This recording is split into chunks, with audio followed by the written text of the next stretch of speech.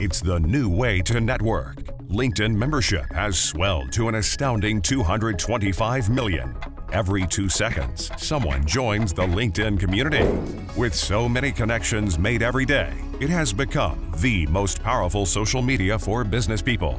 Today, you will learn how to harness the power of this online community by boosting your online image, getting introductions to potential clients, and turning online connections into real revenue. Welcome to LinkedIn, your secret weapon for business.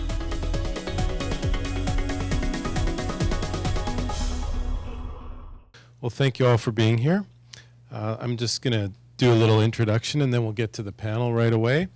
Our topic today is LinkedIn, your secret weapon for business, and we're all anxious to learn. So let's try and understand a little bit about what LinkedIn is. And if you've ever heard of 6 Degrees of Separation, there was a charity board game created called the 6 Degrees of Kevin Bacon. Now this is how everyone in Hollywood is connected to Kevin Bacon through a movie or a TV show that they've been in, that Kevin Bacon's been in, that someone has been connected to. So let's see how it works. Kevin Bacon is connected to Colin Firth because he was in a movie called Where the Truth Lies, and Colin Firth was connected to Naveen Andrews, who was in The English Patient, and you get how it works, right? So this would be a 1 degree connection, and this would be a 2nd degree connection out to there. Let's go up here. He's connected to David Heyman, who's connected to Andre Akinoye, and he's connected to Daniel Day Kim, who's in Hawaii Five-0. So 1, 2, 3, 4, Kevin Bacon's connected to everyone on the cast of Hawaii Five-0. So LinkedIn kind of works the same way. I'm up over 1,000 connections now, and my connections are connected to 7 million people. So from those people, I could get an introduction to a company that I wanted to do some business with. As a matter of fact, every single company in the Fortune 500 has someone on LinkedIn, but many people on LinkedIn. So say you wanted to do business with Coca-Cola, McDonald's, Microsoft, whatever, you could find a connection the same way you could play the game of 6 Degrees of Kevin Bacon. You could find a connection to someone who knows someone at one of those companies. So when we were planning this event for the tech committee, this is a hypothetical example, but say we wanted to get a sponsor because if we would have known that the Heat game was going to go so late, we thank goodness we did this exercise because we all needed that coffee this morning. So thank you very much to our sponsors who pulled through. But let's say we thought, and we actually had this discussion because Jason's on the committee and he stepped up and R2 said they would sponsor this event, but we needed another sponsor and we thought of Daskell Bolton.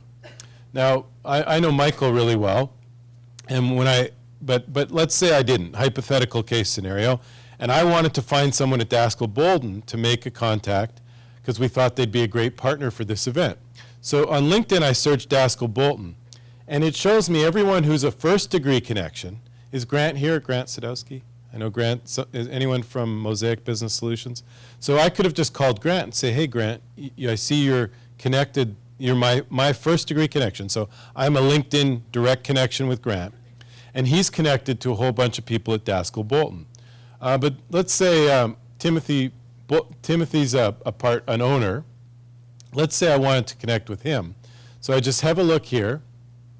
And these 7 people that I'm directly 1st degree connections with on LinkedIn are connected to Tim Devlin. So I could easily call up John Kalia or Joan Sparks or Chris, any of my buddies, and say, hey, can you do me a favor? Can you make me an introduction to Tim? Because we want to ask Daskell Bolton to sponsor this event. So that's one of the powers, if you think from a business perspective. If there's any company that you wanted to make a business connection with or ask to be a sponsor for an event, you can ask someone you know to make that introduction, and then you've got a warm introduction. Just a quick personal story, a LinkedIn, real LinkedIn business story. I was speaking at a conference in Vegas, and so I was on a plane to Vegas, and when I got off the plane, I checked my email while I was waiting for my luggage. And I got this email from LinkedIn from a guy named, this is Glenn Johnson, And one of the neat things about Glenn, he's a referee in the Canadian Football League. I found that out from his LinkedIn profile. But he sent Mike Hicks sent a LinkedIn to Glenn Johnson, who sent a LinkedIn to me. And he said, Jay, I saw your name on the agenda for a conference I'm at in Las Vegas. I run an internet business. I'd like to chat. And so I immediately accepted that, sent it back to Glenn, who sent it to Mike. And that night, I invited Mike to a dinner with all the speakers. We were having the night before the conference in Vegas. Mike came to see my presentation on Monday, and we did a proposal for his company by the end of the week. So there's a real-world example of how LinkedIn works. If you don't think it's time to get into LinkedIn, I mean, obviously, look at this event we cut off registrations. It was sold out. A few people probably stayed up too late and didn't fill the few remaining seats. But look at the growth. This is a tool called compete.com. So Facebook's obviously the big player in the space. But LinkedIn has grown from 26 million to 39 million. It's just past Twitter. Someone joins LinkedIn every second. So it's definitely, if you'd been waiting to jump in, I mean, here you are today, you took the first step, but the panel will give you some awesome tools to make this happen. Interesting, I threw this one in here because maybe this will be our next event after cloud computing, a site called Pinterest. Pinterest. Look at Pinterest has gone from 19 million to 32 million, and this number blew my mind. Pinterest is number 7 on Quantcast for traffic. It's absolutely blowing up, and that's an image sharing website, but we'll definitely cover that at a future event. My final thought is that it's definitely time to get started with your LinkedIn. If you haven't done it, I encourage you to take some really great notes from the panel. This is absolutely a world-class panel. I'm very, very proud of the quality of the folks you're going to hear from today. And definitely plan to take an action today. Something that you learn, you're gonna do it before the end of the day. Oh, one more thing. We have another Dora Prize. There is 10 golden tickets taped under 10 seats. So that is for a free analysis of your internet marketing from 10 Golden Rules. So if you check under your seats, they should be taped under your seats.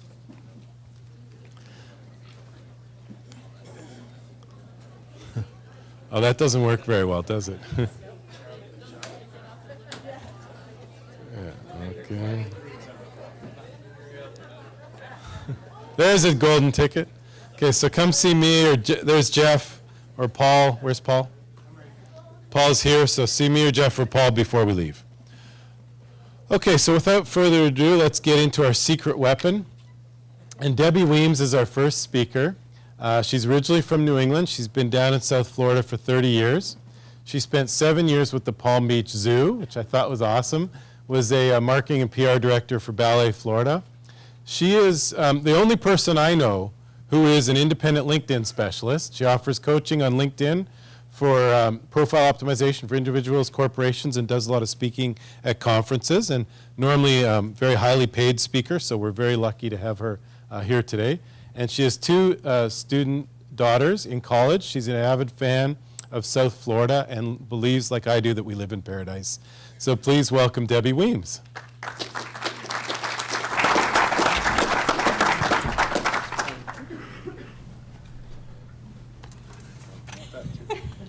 It helps to have a mic. Good morning. Nice to see you all here. I see a lot of familiar faces, and I'm really glad you took the time to attend. I think you're going to learn a lot today. Thank you, Jay, for inviting me to be a part of this panel. I'm very pleased to be here as well, and I can't wait to hear our other 2 panelists. So let's get started. LinkedIn's been around for 10 years. In case you didn't know, they turned 10 last month, and it has grown. One of the challenges that we all have is being able to stand out amongst the crowd. And just to illustrate what that crowd is like, I'm going to give you some stats in a second that are right off the press. The first thing I'd like to impress upon you is to think like an athlete. And what does that mean? Well, think about your favorite athletes. I know I have a couple from last night. Go Heat. But my point is, athletes take action. They do what they do best, and they stand out because of it. So they're going to sink that putt. They're going to make that shot. They're going to score touchdowns and slam dunks and so forth. They take action, and they stick to what they know best. So that's kind of how you have to think about LinkedIn, because in the United States alone right now, there are over 74 million users, so you do have competition out there. And if you think that people aren't looking for business, think again. Last year, there were over 5.3 billion searches. What an enormous number that is. So all the time, people are on LinkedIn. They are looking to do business. They're looking to connect with people like you. HR people love this site. In fact, LinkedIn makes 54% of their income from the HR industry. And if you're in transition, hands down, you have to be on this site. Anyway.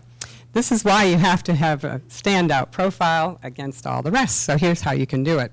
First of all, you want to have a professional headshot. I feel like I'm standing in front of everybody.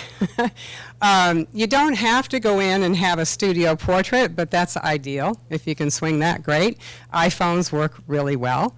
And the point is, give people a clear vision of who they're about to do business with, because again, impressions are formed in the first 3 seconds. If you've got your logo up there, if you've got your favorite pet up there, if you've got a full body shot up there, they're not going to see who they're going to do business with, and guess what's going to happen? They're going to move right on to one of those other 74 million people. So make sure you have a decent headshot. By the way, it's against the terms of service with LinkedIn to use graphics or logos up there. Strong keyword-filled headline. The default when you're building a profile is your current title and company. Please do away with that mindset. It's just not necessary. You want to optimize your profile with keywords. And the first thing I tell my clients to do is come up with about a dozen words that describe what you do best. Your ACEs skills should be right at the top of the list. In fact, take those 12 words or phrases, 1, 2, or 3 word phrase is good for keywords, rearrange them in order so that you come out with your absolute top skills. And make sure you've got 4 or 5 of those in your headline. You're going to come up on a search page with, I'm looking for the laser. Okay, underneath my photo, draw a line right across the screen. That's what comes up in a search result. You're on a page with 9 other people. The viewer has a matter of seconds to choose who they're going to jump on for the profile. All you've got going for you really is your photo, again, the importance of the headshot, and your headline. So don't make the viewer wonder which one to pick first. Make sure your headline jumps off the page. Fill it with keywords. Also, in the contact information, I ran across this so frequently, I'm pointing it out today. Please put a phone number in your contact info. I can't believe how many people don't do that. It's only visible to the people that you're connected with. But don't make it hard for them to pick up the phone if they're going through your profile. And for address, unless you have a brick and mortar business, it should be your city, state, and zip for where you live. The zip code is essential for the search algorithms in LinkedIn, so make sure you at least have city, state, zip in the address field, and you can link to up to 3 websites as well. Status update. On the home page, right next to your photo, is a field that says share something today or what's going on with you. It's an encouragement from LinkedIn to make a posting about something professional that's happening in your life. And you can use this field for all sorts of things, but please don't constantly sell me what you have to sell.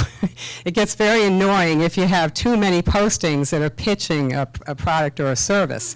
So use the status update field to give items of interest to your connections, because that little status update, as soon as you hit share, is going to go out to the home page of all your connections. It's only going to stay there for a little while based on their activity. It's a feed, so it's not going to stay there. It's not like an email that goes out as a notice to everybody you're connected to. It's a little blip on their home page, and if they happen to be on it and they happen to see it, great. What that means is if you've got something important to say, feel free to say it several times a day. And you can actually repost a status update as often as you want, keeping in mind not everybody on your list is going to see it every time you post it. Excuse me. Okay, profile strength. You want to be a rock star on LinkedIn, or at least an all-star. And that's as filled in as the circle is going to get. I'm asked all the time, how do I get that circle to be completely blue? That's it. But this is also a prerequisite for company pages. So if you're a business owner and you want to create company pages, there are 3 requirements. Number 1 is an email that has your business name and the extension of it. Number 2, you have to have at least 100 connections. And number 3, you have to have an all-star ranked profile. So keep that in mind for business owners. And your summary is your most important piece of real estate aside from the headline. Please make sure that you use a summary. Tell your story. If you're a business owner, you've probably got an interesting one about how you evolved into that position. People want to know, especially if they're comparing your profile next to 3 others, and they're trying to decide who to send a contract to or who to pick up the phone and call. Make sure your story is in your summary. Do not make it a billboard for your business. That's what company pages are for. The summary is about you, the professional. It's okay to pitch yourself a little bit in the middle. In fact, a lot of my clients have a challenge with bragging. Get over it. You need to tell the viewer why they should pick you over those other few people. So tell them why you're the best at what you do, why they should be interested in learning more. And there's the key to the summary. Don't give away everything in the summary. Make it intriguing enough to cause the viewer to want to know more about you. Whether you're a job seeker or a business owner or you want to promote your employer, make it interesting enough so that the viewer says, wow, I'd really like to know more. That's the whole point of getting LinkedIn and learning more about people. Don't underestimate the power of videos and imaging. Excuse me. That little symbol up at the top, it's a rectangle, and it has a plus sign in the lower right corner. When you're in the edit mode, if you don't have that symbol right between the pencil and the little arrows, every profile is going to have the ability, sorry, let me start that again. Every profile will have the ability to upload rich media onto their profiles. So if you don't have that little symbol yet, you'll have it soon. They're rolling it out on every profile regardless of your membership level. It's a fabulous improvement, and it'll triple your views. One video, 1 minute or 2 minutes long, will triple your views on your profile. Hugely powerful. Sorry? I'm sorry. Jay, where's the laser on this? This one? Okay. Ah, there we go. Sorry. It's this little rectangle right here. And there's 3 areas in your profile that you'll be able to upload rich media: summary, work experience, and education. So you can jump up and down when you get that icon on your profile. It's that good. Make sure you use it. Publications. A lot of times people are thinking that must mean for people that are authors of books. Well, it is, but it's a lot more. Anything that you've got published, brochures for your business, white papers, anything you can turn into a PDF, you can upload anything that you have your name on under publications. I publish a monthly newsletter.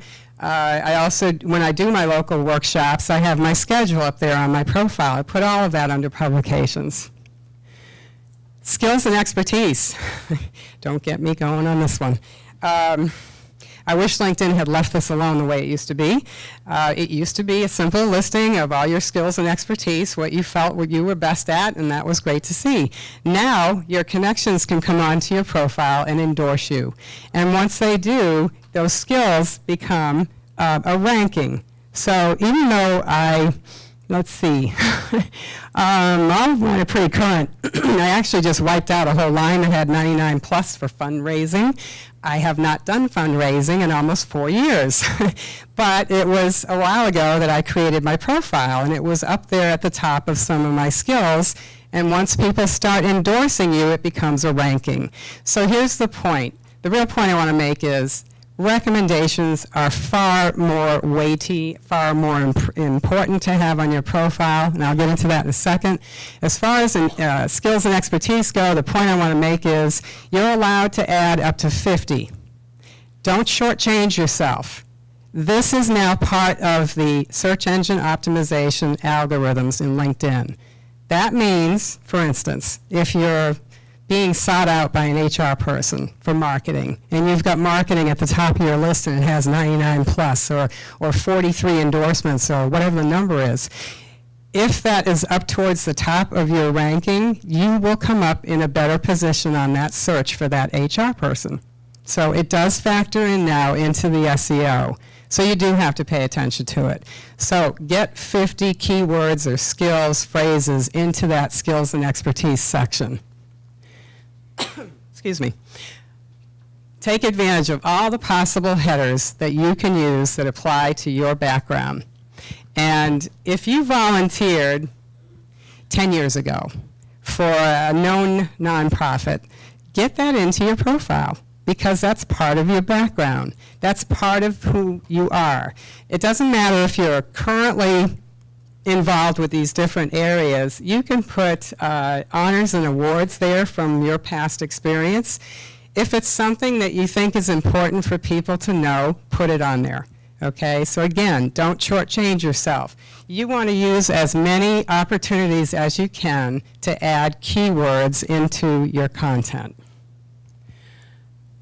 Recommendations they're huge. I can't emphasize this enough. They're generally written by people that know you firsthand. They've worked with you, they've gone to school with you, you've hired them, you've worked with them on projects, whatever. It's a validation of your expertise. So go after recommendations, and if you're approaching 500 connections and you don't have at least 10 on your profile, it's actually going to start working against you, because you're going to look the perception, it's all about perception, and you're going to look very well connected. And if somebody looks down at the bottom and sees 1 or 2 recommendations, okay, there's nothing better than giving out an unsolicited recommendation. So feel free to go through your contact list, think about the people that you have worked with or that you can validate, do that person a favor and give them a recommendation. You can do it in less than 10 minutes. And it's a process within LinkedIn. You can't have somebody email you a glowing recommendation and copy and paste it. It doesn't work that way. It's a process. It's very simple to follow. Recommendations are huge. I'm always asked, what's the difference between a complete profile and an optimized profile? Okay, it's pretty basic. If you've got all these things on your profile's complete. You're even going to have an all-star ranking. But you may not come up on page 1 of the search results, because you have to have an optimized presence.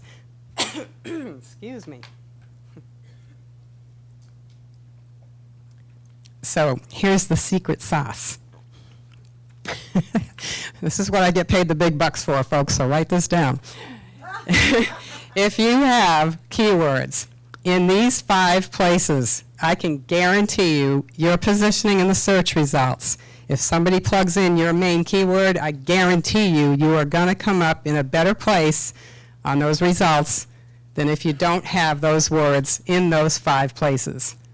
Okay? It's all about being found. It's not good enough just to be on LinkedIn. You need to be found. People are looking for your expertise. So there are your 5 areas to have your keywords infused. Repeat them professionally, please. You'll see some occasional profiles that have the same line of verbiage 10 times in a row. They're keyword stuffing, and it's not professional, and frankly, I wouldn't do business with that person. I hope this has helped you understand why it's important to stand out on LinkedIn. I do a lot of corporate coaching. I do one-on-ones all the time. I have clients in 6 countries. I love virtual coaching. But I also have local workshops, so hopefully you got one of those yellow flyers. The one next week would be the one to start with, and I'd be happy to see you there. So remember, time is money, and I'll save you both. Thank you.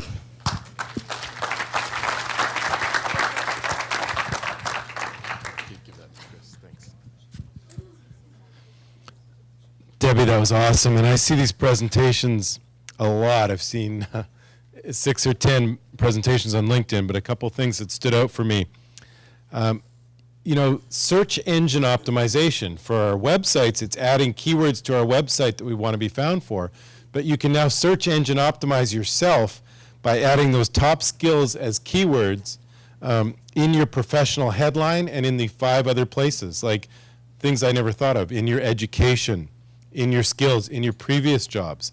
So you want to hit those main keyword phrases that you want to be found for, by other people who you want to find you to do business with. I didn't realize you could repeat your status updates. So that's a really good one as well. Let me get one more here. The difference between a complete profile and an optimized profile. I always told people you have to get your profile 100% complete, but that's not enough. You want to search engine optimize your profile. And a great tip as well, giving people recommendations. The interesting thing about that is when somebody recommends me, LinkedIn asks me if I want to recommend them back. So it's a really great way to get recommendations, right? Pick your boss who you know loved you the most, give him or her a recommendation, and she'll get a note from LinkedIn saying, would you like to recommend Jay as well? So that's a really good way to get those recommendations. Oh, I do need, actually you can just click, or I can click. Because I think right next up is Chris. And so Chris is the first guy I ever met who wrote a book on LinkedIn. And I think still probably the only guy I ever met who wrote a book on LinkedIn. And it became an Amazon bestseller called 42 Rules for 24-Hour Success on LinkedIn. He was named a Matherly Scholar while he did his MBA at Florida. He's worked for a number of big companies, including Sensormatic, and recently started his own business. And he also has a new book coming out, which will be focused on LinkedIn for leads. So please put your hands together for Chris Muccio.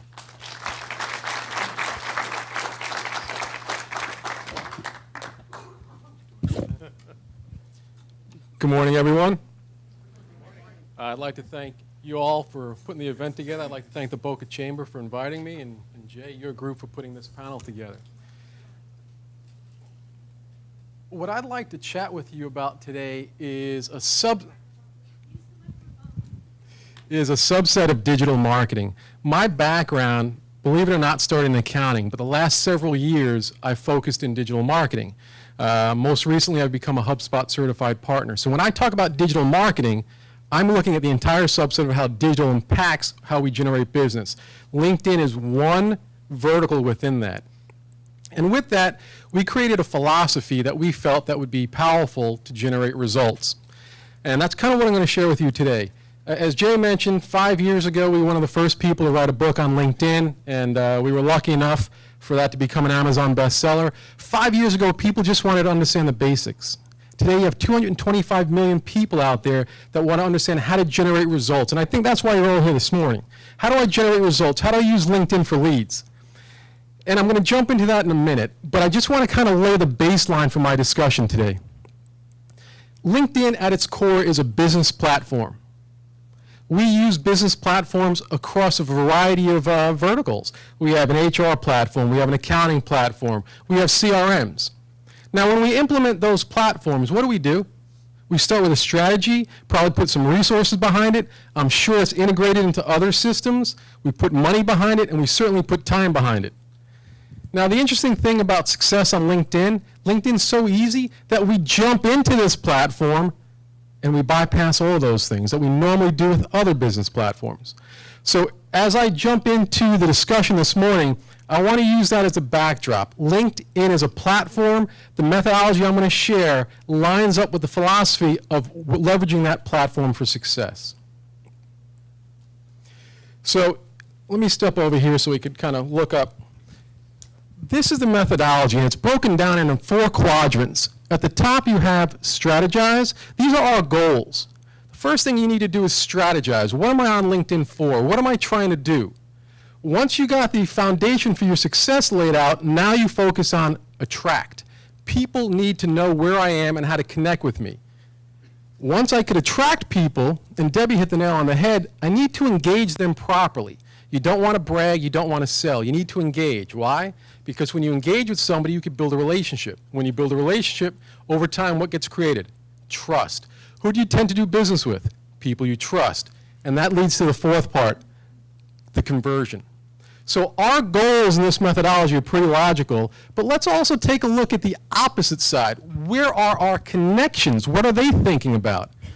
And think about it. There's 225 million people. Obviously, there's a lot of interest out there. What I need to do is figure out how to tap into that interest and generate their attention. Once I do that, I need to perpetuate that. I need to create that engagement. I need to share value.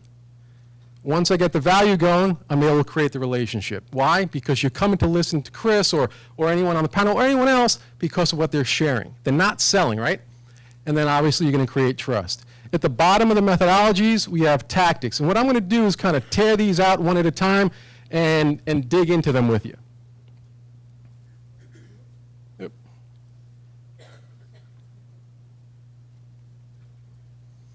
All right, so let's dig into the first one, and this is strategize. There are really two main points I want to make on this part. The first one is define my business. Now, I could talk about that all day long, but I think this picture behind me does it well.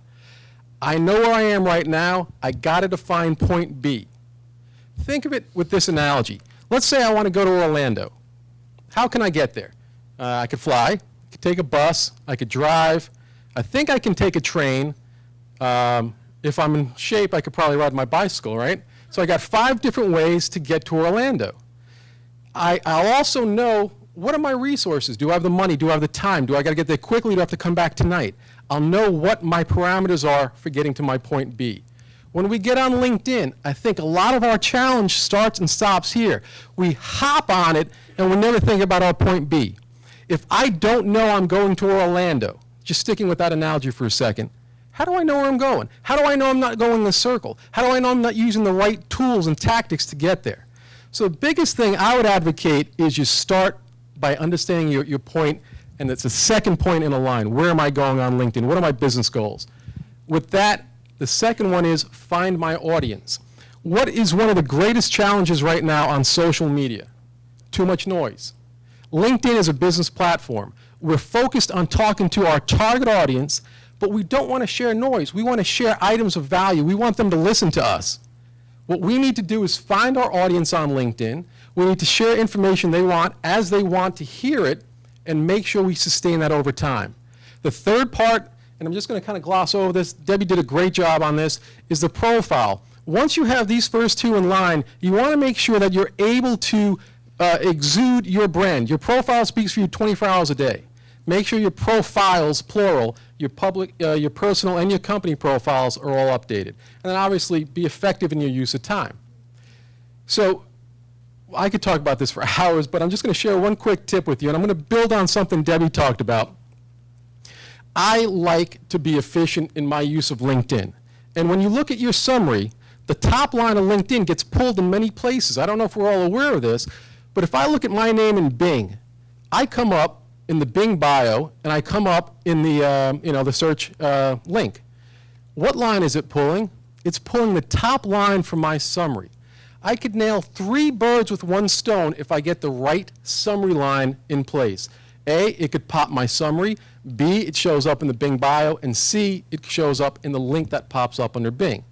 I'm talking about Bing. Most of us use Google. What does Google pull? Google pulls from Google Places. So what I might consider doing is taking my top line from my LinkedIn summary, putting it into Google Places, because now, wherever people are searching me, that top line, my brand will pull in. Very simple, very quick, and very powerful.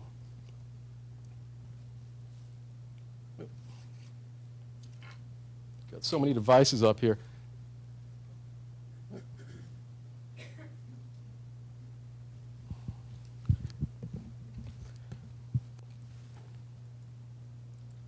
All right, so now we have the strategizing done. What do we need to do next? We need to create an attraction. In terms of attraction, we need to stand out, and Debbie kind of hit this earlier. There are 225 million people on LinkedIn. We need to be found on LinkedIn. There are a ton of tactics that you could go through. For the brevity of today, I'm actually just going to hit kind of 2 overarching points. The first one is, when I stand out, it doesn't necessarily mean I'm just doing it on LinkedIn. I'm looking to integrate LinkedIn into my offline activity as well. That can include public speaking. That can include things I do in my networking. How do I integrate LinkedIn with what I do offline? The second thing I want to really consider is when I attract people, am I sharing value? I need to make sure I'm sharing items of value towards my target audience, because if I'm not, I'm just throwing up noise. And how many of us have time to listen to noise? Not many. So the key here is when it comes to attraction, there's a ton of things we could do online and offline. We want to make sure that we're cognizant of attraction, not just being to get people that are cold, but to really stay in front of our warm leads. Many of us have 400, 500, 600, 700 connections. How many of those are thinking of us at any one point in time? Honestly, we're all busy. Most of us are not because we don't like them, we're just too busy. Look for ways to stay in front of your warm leads. That's what generates a tremendous amount of results. Now we're going to get to the third thing, and this is the engagement. We've created the framework, we've created the awareness, now we need to engage. Think of this like a conversation. If I'm standing up here and I'm sharing items of value, you're going to tend to listen. If I'm standing up here and if I'm pitching you and I'm selling you, or I'm bragging, or I'm doing any one of those things, you guys are going to start tuning out. If I keep adding value, you're going to listen, right? That creates a relationship. As long as I sustain that over time, I'm going to build trust. So with that being said, people have come to me and said, Chris, I get what you're talking about. It's all logical. But when I get to this point, I break down. And the question is kind of what we have on the screen. What exactly am I doing? I don't have a lot of time to spend, and tell me where to begin. What I like to do is say, look, once you get LinkedIn in motion, look for about 15 minutes a day of your time to spend on LinkedIn to engage people. I have this broken down into very quick things and quick things. There are 9 of them up there, and there's a lot more that we can do to engage. Remember, what's engagement about?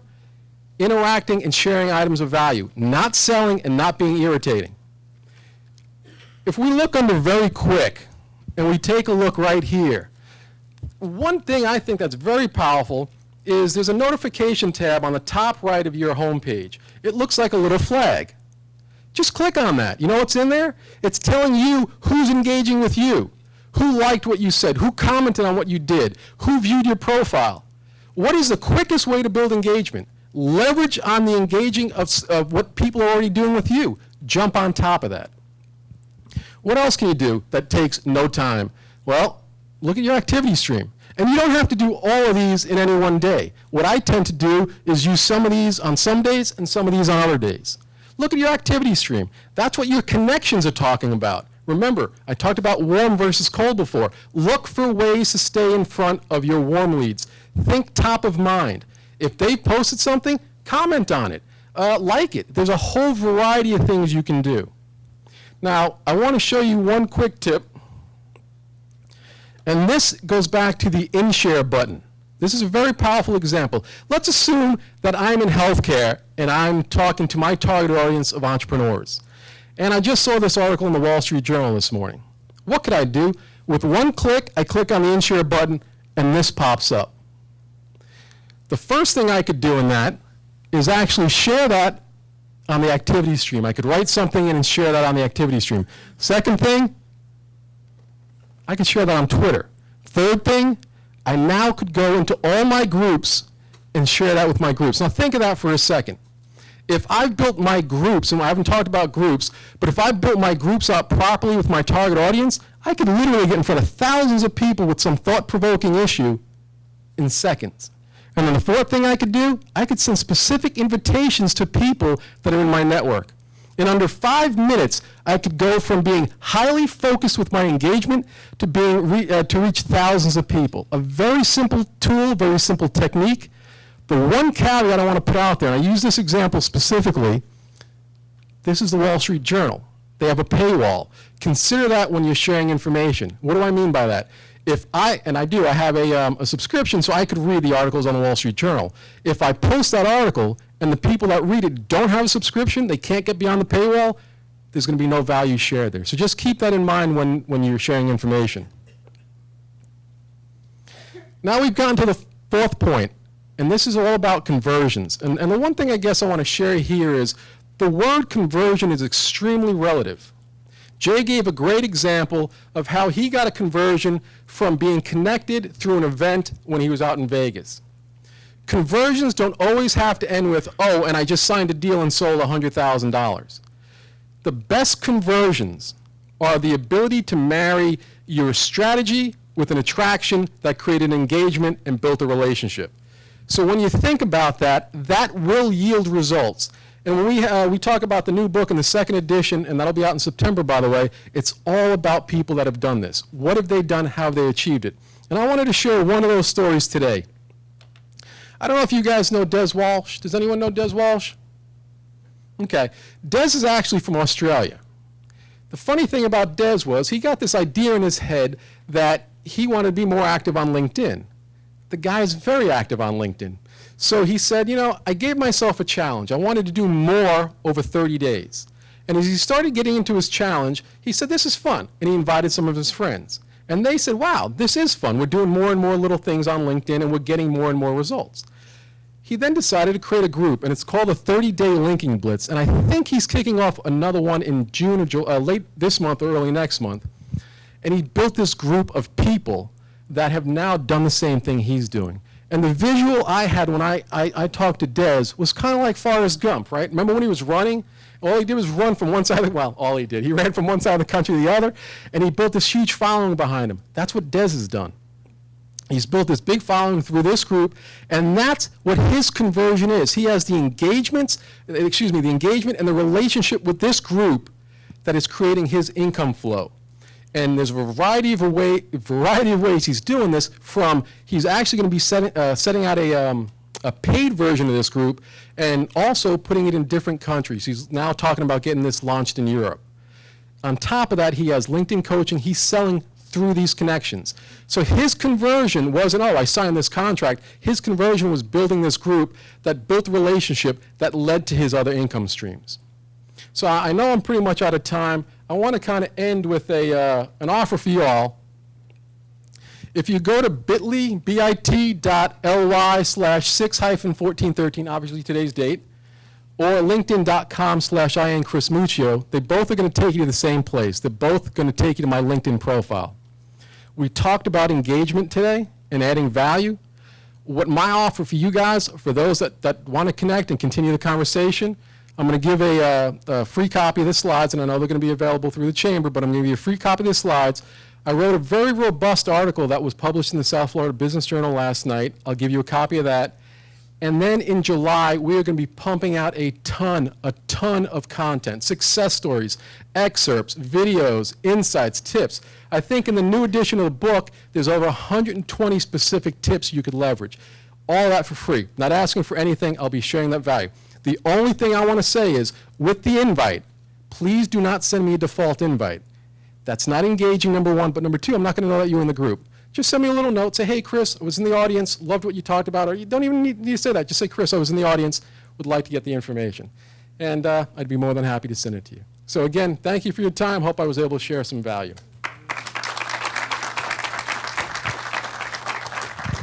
Thanks, Chris. That was awesome.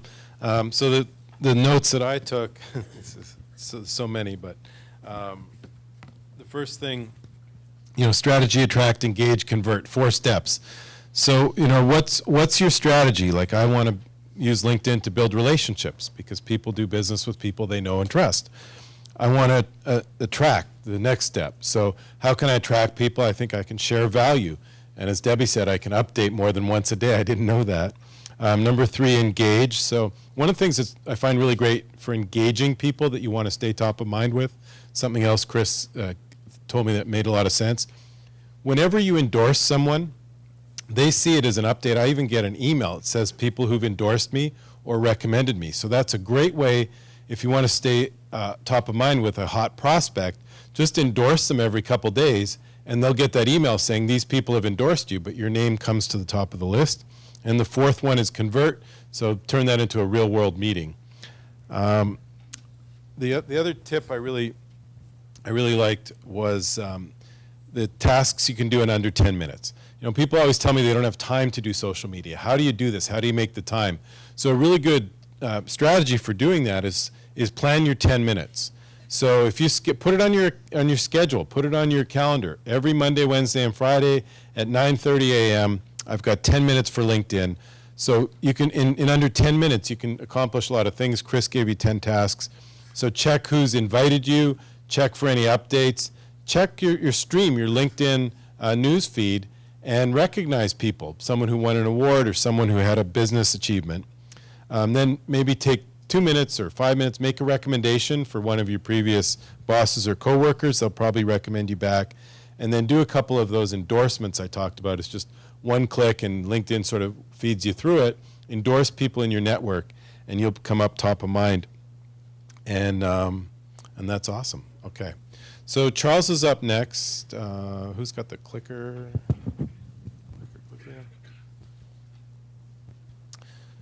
Okay, I've known Charles for a couple years now, and he has one of those resumes that's just awesome. He grew up in Panama, graduated from the U.S. Air Force Academy and Columbia Law School, if that wasn't enough.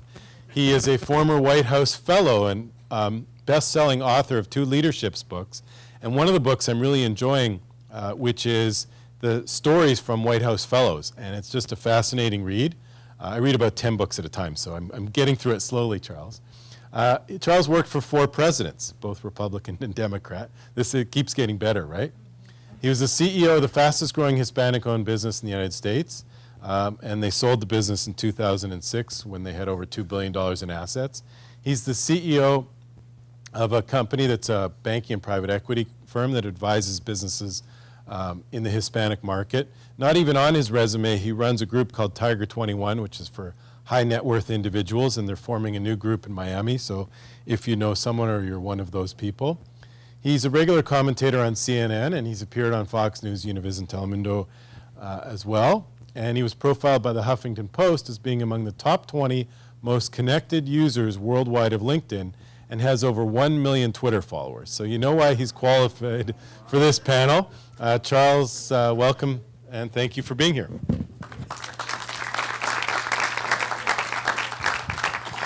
Thank you, Jay, for the invitation. I don't have a PowerPoint presentation because I really don't do consulting on LinkedIn. I just want to share some stories with you. I'm a power user of LinkedIn and answer questions that you might have. So let me give you some reasons why I've become one of the top 20 most connected people on LinkedIn worldwide. When I started in LinkedIn and you start, you have to make a decision whether you're going to accept invitations from only people that you know or become an open networker, which means anybody that connects with you, you accept. I decided to become an open networker. So what that means is in a very short period of time, I was able to grow over 500 connections because anybody that linked into me, I would connect with them. And you can also pay to advertise on certain services which send out emails to the world that says, hey, if you're new to LinkedIn and you want to create a lot of followers quickly, here's a list of 200 people, and if you go out to them and you press here, they're going to get an invitation from you and they're going to accept. And sure enough, that's what happened. So in a very short period of time, I became very well connected. And what's important there is that if you only connect to the people that you know and you're connected to 200 people, well, on the third level, maybe you're connected to 1 million, in that Kevin Bacon example. But because I'm maxed out on LinkedIn, I'm one of those people who can't grow anymore because I have so many connections. I'm connected to over 50 million people. So because I'm connected to 50 million people in the business world, when someone says, hey, I need to connect with people at WP, and I don't even know who WP is, there I am with over 600 connections. And that's because I'm an open networker. So I would advise you, if you want to use this for business purposes, be an open networker. Second thing I would advise you is you're allowed to join up to about 50 groups. If you join a group, you're able to communicate with the group members. So if you join a group with 100,000 members, and there's some groups that are that large, now you can communicate with those people, and that's important. You can also search those groups, and those groups may be specific to your business. You can also start a group. So I belong to something called the Young Presidents Organizations, YPO. YPO has been around for a long time. There's 30,000 global members. And I noticed there wasn't a YPO LinkedIn group. So in 2008, I started the first YPO LinkedIn group. So people would apply. I would check on the YPO database if they were members, and if they were, I would accept them into the group. Now we have 3,775 YPO members, and I own the group. So, you know, YPO decided to launch an official group a few years ago. They noticed that I had this huge membership, and they said, hey, we want to take over. And I said, no, I own this group. You're not going to take over my group. I have over 20 discussions ongoing right now in that LinkedIn group. If I want to post something and I need help on a business issue, I have almost 4,000 CEOs around the globe that I can go to with the click of a button. So these groups that you create could be very helpful to you. You can ask questions also, because you can create discussions. LinkedIn used to have a Q&A section. Now they took that out. But if you're a member in a group, you can post a discussion. So, you know, you're looking for, you're doing an M&A transaction. You're trying to buy a company in New Zealand, and you need a lawyer in New Zealand. Well, there's a legal group, and you can just post a question. Hey, I'm looking for a good lawyer to complete this transaction in such and such industry in New Zealand. And within 24 hours, someone will respond back, say, hey, here's a guy that's been, or woman that's been in this industry for 20 years. This is a great lawyer. I've worked with them before. So that's the power of groups. Mobile. Those of you who have mobile phones that are smartphones, download the LinkedIn app. I was in Miami yesterday with a meeting with Yahoo on a business that I'm involved in. I had a meeting with two people, and a third person walked in who was the boss of the other two people, and I didn't know he was going to be there. Well, while they're having this discussion, I looked him up on my LinkedIn, saw his profile, saw where he went to school, and I saw a way that I was able to connect with him because he had spent 2 years at a company that I'm very close to, so we were able to engage first on me getting a little intelligence while they were having this conversation between them. So use the mobile app. It's very good. Also, when when you're using Outlook or your email, on your signature, I always have my LinkedIn profile. And just like a vanity plate with LinkedIn, you can get something that's like www.linkedin.com/in/ and then you could have your vanity name. I use Charles P. Garcia, which I use everywhere. And I'm on Twitter, I'm on Facebook, I'm on a lot of different platforms, and I'm consistent. I always use Charles P. Garcia, and I always use the same picture. So I think it's important that you build consistency. The last tip I'll give you is social media is all about engagement. This is not about creating a web page that nobody goes to. If you don't engage with the people that are your followers, then you really have nothing. So how do you engage? The way to engage is there's an app that I use called Buffer App, www.bufferapp.com. And, you know, I pay, I think, $10 a month for the power version. And what that allows you to do is, if I'm reading an article on that I think would be interesting to my users or my friends, when you're reading it on the web, it downloads a little icon on the top right. You press the icon, and it automatically takes the story and it puts it into a headline, and then it shortens automatically the big, long web browser page into like 7 characters. And then I can write a little personal note, and I connect to Buffer Apps my Facebook, LinkedIn, and my Twitter. So by a click of a button, it goes out to all 3. But what Buffer does is that I send things out between 9 in the morning and 5 o'clock in the afternoon every hour. So what it does with these stories is it puts them in a queue. So every hour, on the hour, or you can say every half hour, it'll send out your update to LinkedIn, to Facebook, and to Twitter. So my followers are constantly getting really good information. On a Sunday, sometimes, I I write a lot and I put a lot of op-eds out. There's a site called Real Clear Politics that I use, and on a Sunday I could load up my buffer for the next 3 or 4 days. So I'm traveling, I'm doing things, and people are like, how's it possible that you send out 6 updates a day on LinkedIn and 10 on Facebook and an average of 20 on Twitter? So, well, because I have these tools, it's very easy.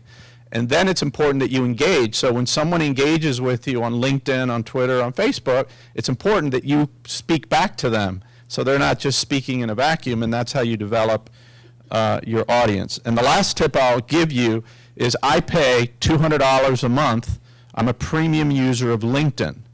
And what that allows you to do is you can send out 50 emails to people that aren't in your first level. So in my first example of WP.com, I was not in the first or second level of any of these. They were my second or third level. But because I pay $200 a month, I'm able to communicate. They give you 50 emails a month that you can communicate with people that aren't in your first level, and that's one of the many benefits of being a premium member. And if you're really using LinkedIn for business purposes, it's just a business expense, and you should really be a premium member. So with that, I will hand it back to Jay. Look forward to your questions.